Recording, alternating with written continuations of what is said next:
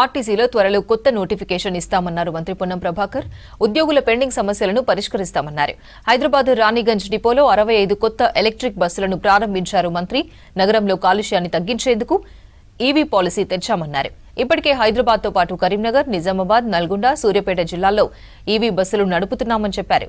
మహిళలను బస్సులకు ఓనర్లుగా చేశామన్నారు మంత్రి పొన్నం. రవాణా శాఖ తెలంగాణ ప్రజాపాలన ప్రభుత్వం ఏర్పడ్డ తర్వాత 2 సంవత్సరాలు పూర్తి చేసుకొని ఒకటో రెండో చిన్న యాక్సిడెంట్స్ చిన్న అంశాలు తప్ప సంస్థ చాలా సాఫీగా ప్రజలకు రవాణా సౌకర్యం కలిగేయడంతో పాటుగా ఉద్యోగులకు అపరిష్కృతంగా ఉన్నటువంటి అనేక సమస్యల పరిష్కారంతో పాటుగా నూతన బస్సుల కొనుగోలు కావచ్చు, నూతన ఎక్స్పాన్షన్స్కు సంబంధించి తీసుకొని పోతా ఉంది.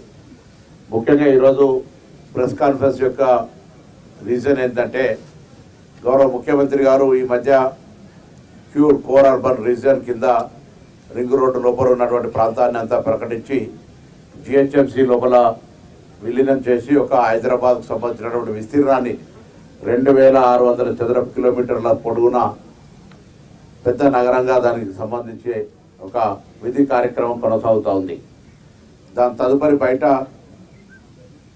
పెరి అర్బన్ రీజన్గా రీజనల్ రింగ్ రోడ్ లోపల ఉన్నటువంటి దాన్ని ఆ ప్రాంతం అంతా బయట రేర్గా రూరల్ ఏరియా కింద దాన్ని అగ్రికల్చరల్ రూరల్ అగ్రికల్చర్ రీజన్ అంటే దాని మీద దాన్ని కూడా చేస్తూ ఉన్నారు.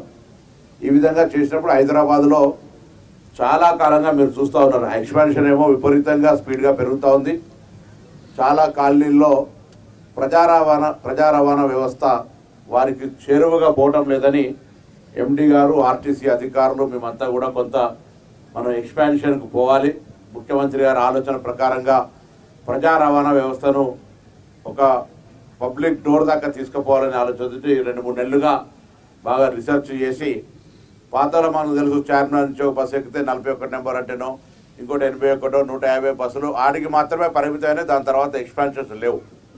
సో సర్వే తర్వాత అనేక కాలనీలను సరౌండింగ్స్ 373కు సంబంధించినటువంటి కొత్త కాలనీలను కనెక్ట్ చేయడం కోసం ఇదొక విప్లవాత్మకమైనటువంటి పురోగతి.